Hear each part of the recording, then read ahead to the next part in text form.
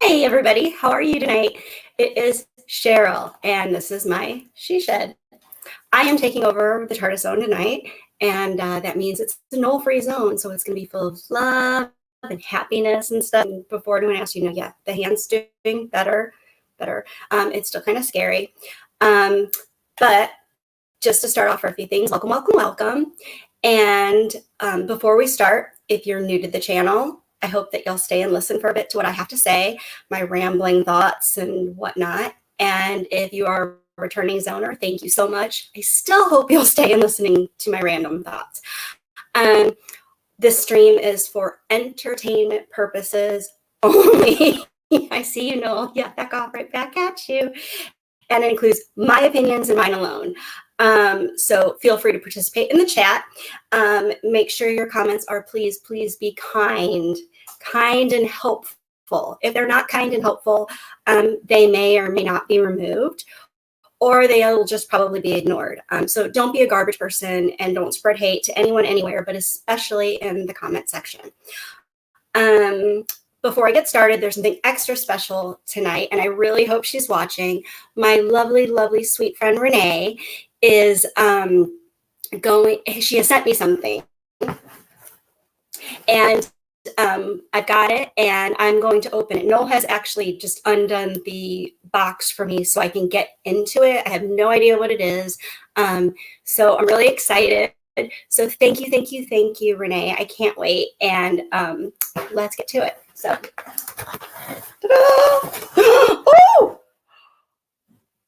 oh my goodness! Renee made this. Can you guys see this? Look at this little is this not the sweetest, cutest thing? I love this. Thank you so much. I'm gonna put it right here so it stays. She must have worked so hard on this, and I know it has taken her forever to get it here with customs and all sorts of stuff, but oh my gosh, it's absolutely stunning. Thank you so much, Renee. I love you to bits. So thank you again. So let's see. Back to my disclaimer thing again. This is my opinion. I am talking about fictional characters on a fictional television show, so I'm going to make my comments regarding to them. I am not going to personally attack anyone, and I hope that you don't either. Also, please in the comments, show some Renee some love for this hard work and her beautiful gift. That is just, I'm really touched. Let's see. So I guess that's really the nuts of it. I wanted to make sure I covered everything so I don't get in trouble for not saying anything. Again, I'm not going to call it the Tardis on tonight. It's my Cheryl She Shed. And let's get to it. We are going to do the Chris Chibnall first episode in this story arc. Oh, sorry, shout outs. Oh, how do I scroll up? Can you tell I don't normally do this? Noel's in there monitoring, and he will be interrupting me like I do to him and telling me what to do. I know we have Lord Thoth and Lindsay and the third doctor. Oh, I can't scroll up for some reason. No, who am I missing? If you're in there and haven't said hello to you, please put your name in the comments, and I will try to do that. As you know, my ADHD goes crazy, so it's a little bit weird. Oh, of course, the sound is out of sync. Hi, Lee Halford. If the sound is out of sync, it's probably better than what normally happens, is that it cuts out completely, and then I ramble on, and nobody's heard anything I have to say. And as Noel put in the bottom, this whole thing is a spoiler. If you have not watched it or you want to watch it, yeah, you're going to not want to listen to what I have to say. Hello, Aaron Baker. And if you have watched it and you want to hear what I have to say, then keep listening. If you don't want to hear what I have to say, then you saw Renee's lovely gift and just leave something kind. I'm going to try to go through the episode sequentially and then I'll give kind of my overall thoughts at the end. But again, this is called Doctor Who Flux, and this particular episode is one of what are we doing? Six episodes now, written by Chris Chibnall. And I will say I had high anticipations for this because it sounded like it was going to be an improvement. The trailer was really interesting. So I'm just going to kind of go through it. We'll make some comments, but I have to refer to my notes because I've watched it twice, and it took me forever to watch it. But here we go. Big spoilers. So we're going to open with Besties, Yaz and 13. They're suspended by the Carvanista on a gravity bar, the grab bar. And they're hand foot cuffed, and there's turkey dialogue, of course, and absolutely horrific CGI. It is something from like 1983. I don't know what was happening there. I don't know if they spent like all the money on the trailer or what, but yeah, it's not good. Oh, thank you, Renee. I'm so glad you're in there. I love you too. Yay. Hi, Chris. Thank you for being here. So let's see. Oh, then there's a whole lengthy villain speech. So we know the plot from the Carvanista at this point. So we think he is the villain. He's like, oh yeah, there's some stuff going down and blah, blah, blah, blah, blah. And if you don't, you're never going to escape from here. I got my stuff to do. And by the way, I've got some space murder hornets coming if you try to get out of it. And yeah. Oh, it's so bad. There's voice activated cuffs, but she thinks that maybe she was doing Scottish or not. I don't know. It's a daring escape, and a whole bunch of the dialogue centers around, is this my fault? It could be my fault. And Yaz is like, yeah, it's your fault because I don't know. So then we have the new intro, which I've decided is just, I'm going to slow down and take a breath because, sober Cheryl gets really nervous. Okay, so the new intro is what I'm calling Doctor Who for Gen Z, or What the Flux. It's pretty to look at and everything, but it's very clear that this Doctor Who, past 2 seasons and then going into this one, is targeted for a very specific group of people. This is not for the long-term Whovians. It's not even for just the new Whovians that have been around since Eccleston. This is for the Jodie Whittaker Whovians. So that's great. That's wonderful. And I hope that they love it. I really do. I hope that they watch it and they're, clinking cheers at each other and high-fiving and all that great stuff. Then for some reason, we flash back to Liverpool in 1820, which I'm sure loves that this whole thing is going to be Liverpool focused or space. There's tunnels, there's workers in need given jobs. There's a big discussion about that. So Mr. Stonehouse is the face of capitalism, and he's super skeptical about whatever mutton chops Mr. Williamson is doing. I still don't know what he's doing. He's basically got people building tunnels in Liverpool with some sort of like secret knowledge, but we're not privy to any of it. So it's like several minutes of that going on. Let's see what else. Oh, okay. Then we go to 201 years later and we get introduced to Dan. By the way, we love Dan. Dan is amazing. I will, you know what? Teddy didn't even pay attention to anything. Teddy was sleeping the whole time. He could not have been any less interested in it. So Dan is just the highlight of the season right now. I'm just going to say it. Dan is a man. So Dan is doing a tour group at the Liverpool, the Museum of Liverpool. And he, people are engaged. He's selling it. They're into it and everything. And then Girly Cakes comes up and she's like, yeah, dude, like starts to show up and he's all, oh, okay, you're on your own, guys. Bye. And legs it. Because guess what? He doesn't work there.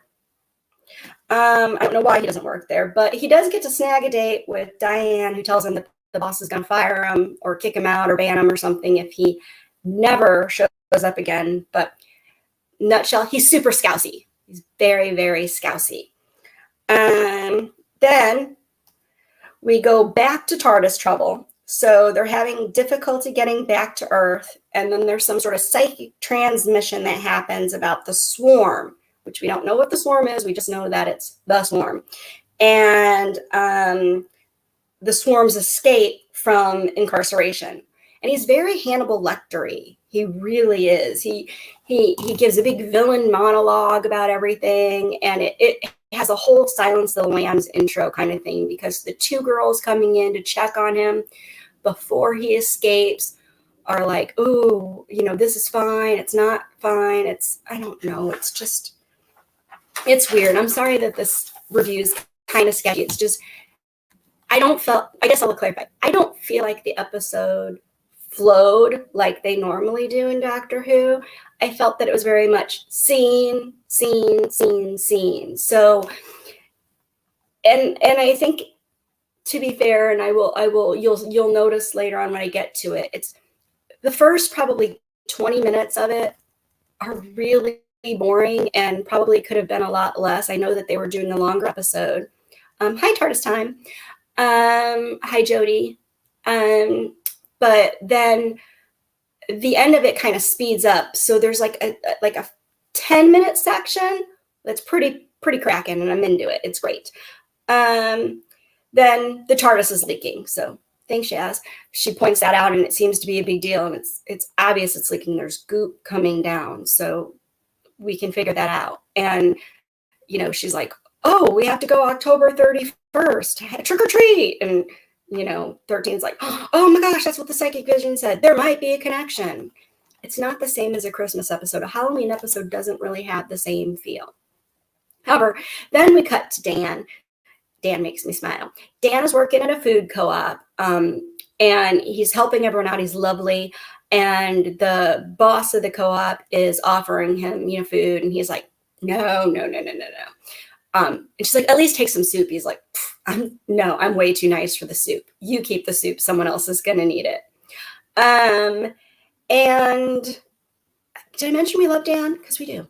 Then we go to him leaving, going home, and checking, out his drawer and everything. He should have got the soup, because he's got literally 3 dry strands of spaghetti. That's it. He doesn't even have beer, but a lot of Liverpool gear. So, the absolute best scene of this entire thing was what we already saw in the trailer. This snarky Halloween scene where he gets kidnapped by the doggy alien, which is the Cabanista of the Lu Pari. But, his little psychic stuff doesn't work on Dan. I don't know if it's because he's scousy, or if, there's some thing about Dan we don't know, but it's kind of all... And then we go back to the Wonder Twins, Jazz and the Doctor. They show up, and they're like, "Well, hey, this is where we picked up this energy. We should be looking for this guy." And thank goodness Jazz, the former cop, was there, because she looked on the refrigerator and saw the pinned up pictures and everything and said, "This is probably the guy. We're in his house and he's got pictures, and so this is probably him, and he's not here." And so then 13 is like, "Oh, well, we're going to go ahead and we're going to check the computer and find out, what's going on with all of this stuff, because there's some sort of psychic energy." But she's like, "Oh, something is really bothering me." And then she's like, "Hey, Dan has a pretty baller laptop. That's weird, because, poor people can't have nice things, I guess." So anyway, they leg it out, and then there's this big boomy thing, and the house shrinks, and there's some toilet humor that ensues. Yay! Then we flip to the Arctic Circle. For some reason, we're in the Arctic Circle. And I'm going to say this now. The scene we see going into this part of the Arctic Circle is vastly different from when we revisit the Arctic Circle later. Just going to say that. So there's happy kitchen banter with this couple. An alarm beeps. So they go in, they see like a little UFO flying thing. They're like, "Oh gosh, this isn't supposed to happen unless it's a warning." So obviously, if we just smash it with a hammer and make it go away, then the warning didn't happen and we're good to go. So basically, they'll be like, "We didn't get the message," which, for anyone who knows me, that's exactly what I do if you call me. I'm not answering and I didn't get the message. So same concept, except I just don't smash my phone with the hammer. Then we go back to Dan, who is in the Cabinista ship. He doesn't have a name, so I'm just calling him K. And he's in a holding pen, so he's in a kennel. And then there's more snarky banter. By the way, still love Dan. Also, we're only 20 minutes in at this point, and it felt like I kept checking to see if we were longer in. So yeah, there's a lot of meaningless conversation between the two of them, but it gave off a lot of 10 vibes, a big lot of 10 vibes. Dan's clever. He's very clever because he's like, oh, well, you're not going to kill me because if you were going to kill me, you would have done it way back there, right? And so it's a cross between, I guess, just snarky banter in space with a Spaceballs doggy looking thing. So anyway, let's pop the comments real quick. Sunday's second episode will set Chibnall's legacy. Either the ratings will stabilize or the downward trend of the entire era will continue. Yes. Where can you watch it? BBC. And I don't think it'll be on HBO Max until after the season's over. So that'll be interesting. And to what Lee was saying, I don't want to lose my place here. To what Lee Halford was saying is that the ratings were absolutely dismal, probably because they did it on Halloween night when families would be out trick-or-treating, but I guess maybe they figured the pandemic would help. I don't know what the motivation was, but it wasn't watched then. I didn't watch it until several days later, and then I had to take up a couple days break before watching it again. So then we go back to the dynamic duo and introduce Claire. Claire shows up. And this is a whole like Blink thing. Like when she shows up and Martha and the doctor are in the middle of something, except that Yaz is really snotty. Like she has no people skills whatsoever. The doctor's confused, shocking. So weeping angels, Blink references everywhere. And then the TARDIS is reconfiguring itself. It's the doors in the wrong place and stuff, physical humor all over the place. It's hilarious. And a deep friendship conversation about the glitchy glitch going inside 13's head because Yaz doesn't understand if they're friends, why they can't discuss whatever's going on. And she's like, well, don't we do great things together? I don't understand that argument. It's like, hey, something's going wrong in our lives. Well, don't we have fun sometimes? Yeah, but we're talking about this right now. So I don't know. Yaz has gone way beyond companion to like the second doctor, and it's not going well. So I don't know if the plan is to make Yaz the most hated companion ever and the most hated person on the show ever to make sure she doesn't come back. But if that's the plan, then, they're absolutely golden in doing so. Hello, unknown. I don't know if Noel did review the episode or not. I haven't watched anyone's reviews. I haven't read anything up on it. This is just my review. So I've been trying to be all, super secretive about it.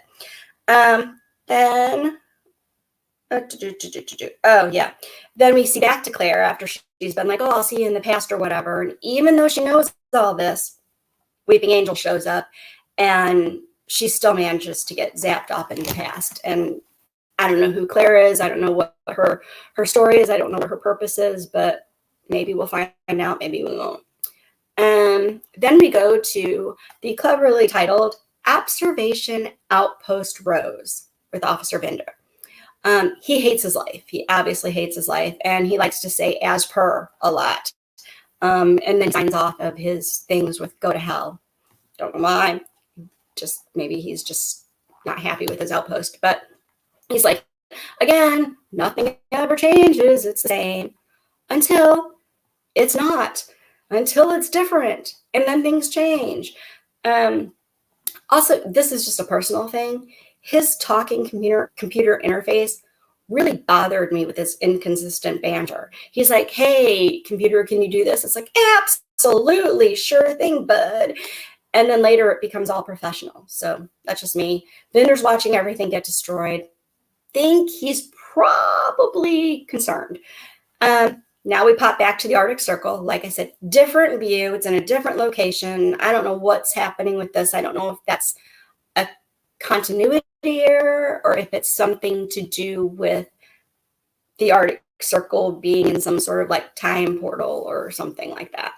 Anyway, so Swarm shows up and, he's got his, supersonic light, his torch, and he scans the couple and takes out the husband, John, but wifey, plot twist, is also Swarm. He's Swarmy sis. So she didn't know that. She was like, hey, why is this stuff in my head? And then boop, boop. Oh, hey, sis, what's up? So family Swarm time. I don't know. Then we flipped. Like I said, the reason my segues are so crap is because I think the segues in the show are so crap. So it's really hard to have this banter. I was going to recommend it later, but I'm going to throw it out there now. If you'd like to watch me review the next episode as a pre-record, then have us watch it together and go through and comment and interact, that's great. If you want me to do another live one, that's great. If you're like, please, Cheryl, don't ever show up on our screens again, burn down the she shed, then let me know that too. So now the TARDIS boards K's ship. That's what I'm just calling him K. I can't be asked. More snarky banter. The doctor's like, hey, this is what I'm going to do. Yaz is like, okay, I don't understand, but I'm going to go do it anyway. She's super cranky and condescending. The doc confronts K to get the scoop. So basically all the space doggos have a purpose, and the blinky hologram thing's distracting her.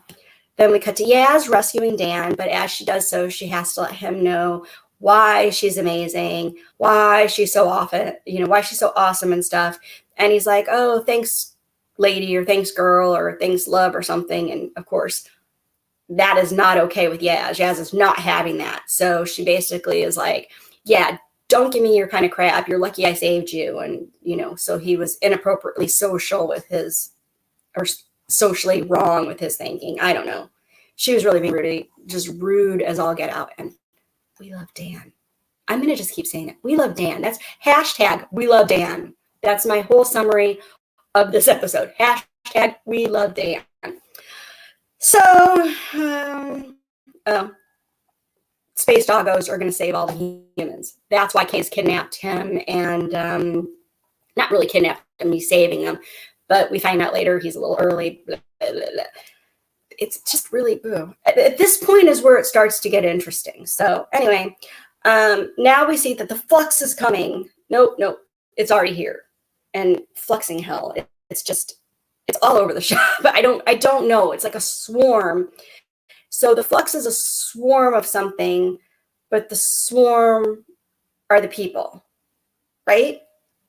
I think that's the way I'm getting it. I think it's sad that I'm this confused because they literally not only showed you everything, but narrated the whole thing as if, they do now with, like on Instagram, if you post a picture, you can do the alternate text so people know what you're looking at.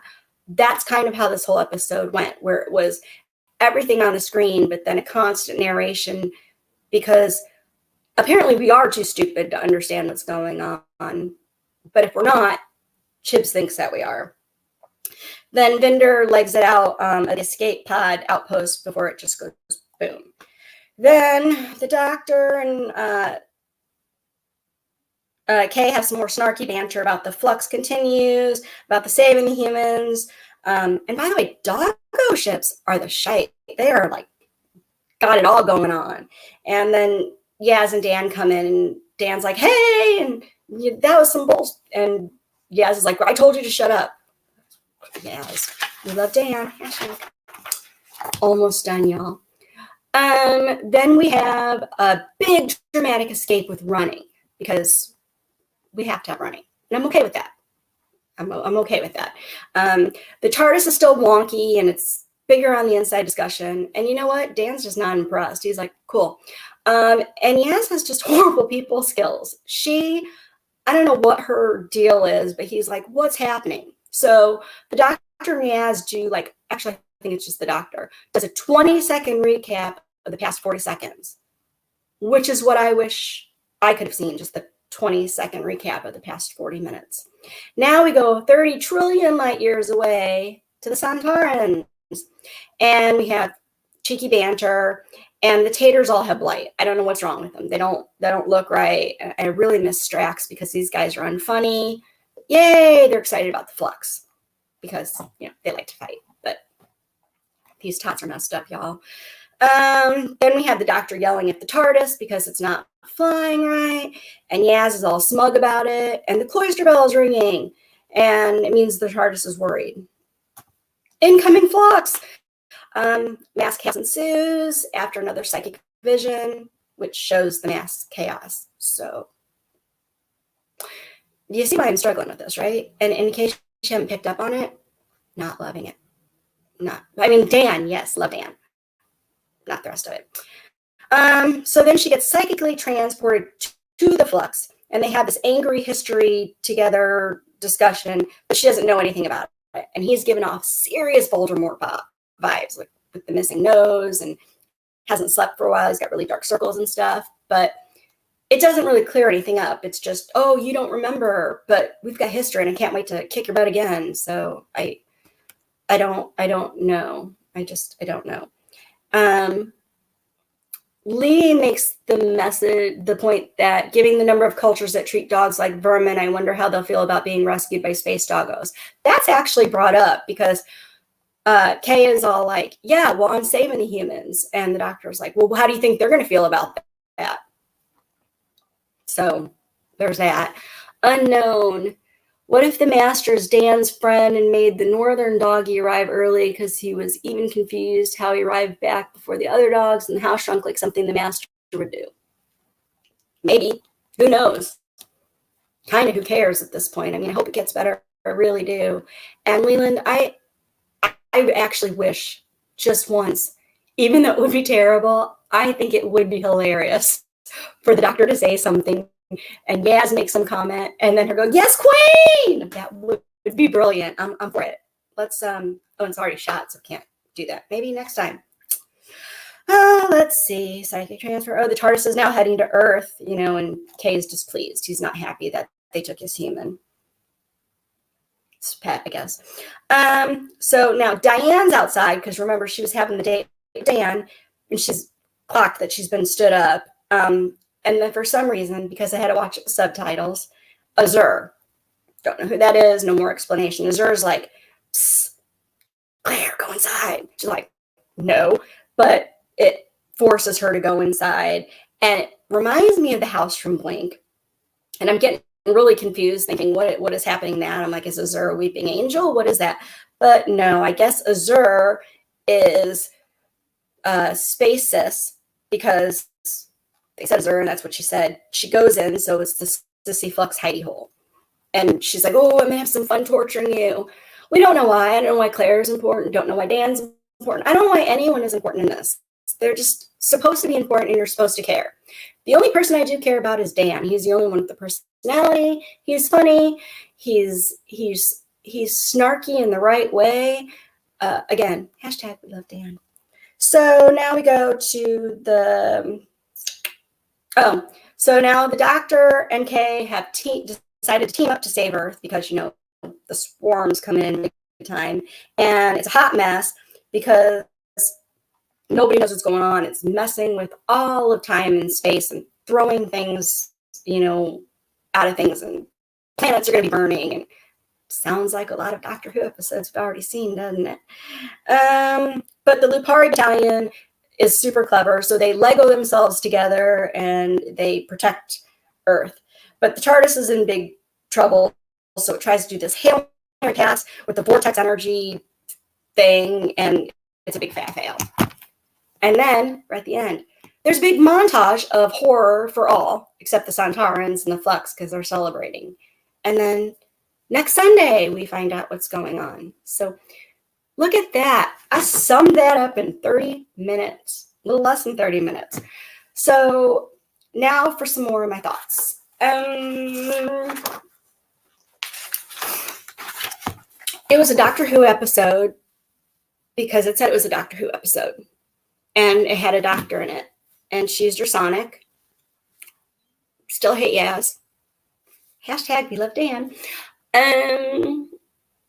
Don't care about anyone else. So I guess the whole story arc is that we are going to spend the 6 episodes finding out why the Flux wants to destroy Earth and the humans and what their history is with the Doctor. I'm just going to go on a limb and say it has to be something with the Timeless Child. Did I like it? Nope. Didn't. It was fine. I was distracted. I was bored during most of it. I kept looking to see what was going, and I was on what I was watching it on. I didn't have the ability to speed it up because I probably would have watched it at least 1.5 times speed. Dan will be reformed Missy's companion because nothing needs to make sense. It just needs to boost failing ratings. Could be Leland. I don't know. Unknown. The Northern Doggos, they have ships bigger than football stadiums that they only use for 1 dog and 1 human each. Yes. Maybe they want rooms for their humans to run. We don't want to put our dogs into small the kennel, so maybe they feel the same way about their humans. I don't know. Noel says he's watching it again. It's not that bad. It is all over the place, but there's something to this. I agree that there's something to it. I honestly think instead of this whole Flux thing, they could have done, instead of 6 episodes, we probably could do a 2-hour Flux, Doctor Who Flux movie, nutshell all this, have the regeneration, and then move on to happier times. I don't know what to say. I think the swarm must be the weapon, Nicholas Horton, because the Flux, if I'm understanding correctly, the Flux are the people, the villains. The guy who looks like the Tim the Tooth guy from the first episode with Jodie, the woman who fell to Earth. Except he's like got canines. He's got canines sticking out of his head. I don't know what's happening. I'm not sure. He doesn't have a nose. Like I said, the Voldemort needs some sleep. I personally felt the same as series 11 and 12. I know, and I kind of preferred the New Year's specials over it. I did prefer the New Year's specials over it. Poundland Predator. That's what we're going to call it. Yes, the Poundland Predator.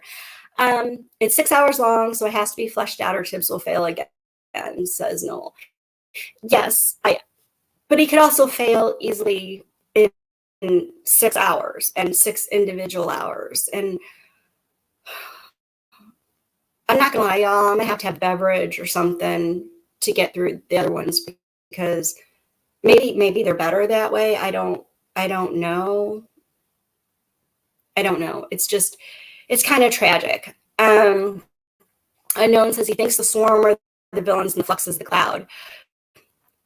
Yes, except no, back me up on this. When I was watching it, they said the swarm, which were the not the murder hornets, but the other things that were coming in that were like a swarm, and the Flux are the villains, the Flux and Sister Flux, or she Swarm.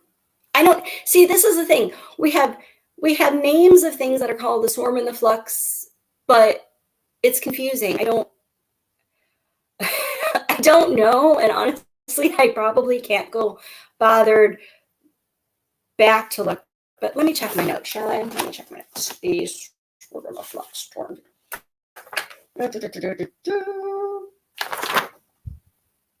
Wonder Twins, Arctic Circle. Where's these people that show up?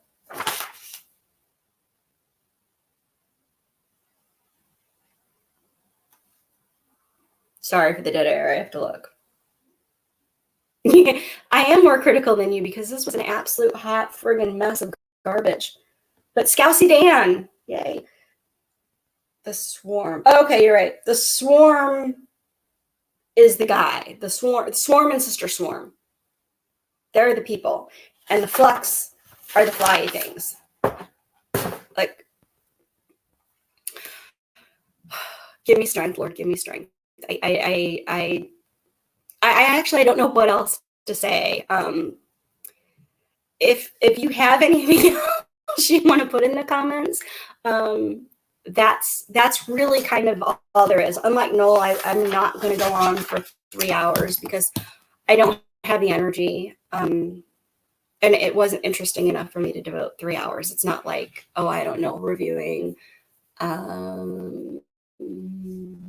Squid Game, which I'll like your review game. I can do that in a she shed. Yeah, if you have ideas of things you'd like to see me review, happy to do that.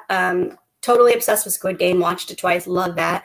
Have a couple other things. I'm super into true crime. So if you have any she shed ideas, let me know. Happy to help out. You know, maybe someday I might actually do my own channel, but probably not. Hello, Bad Wolf. Good to see you. Let's see. You're right. No, Renee, I don't get as mad. I just sadness and disappointed. Just sad and disappointed. Oh, good. We're gonna have dinner. It's almost 10 p.m., so that's par for the course.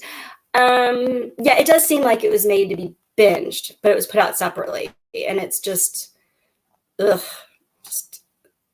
just the flux of it all. It's just, ugh.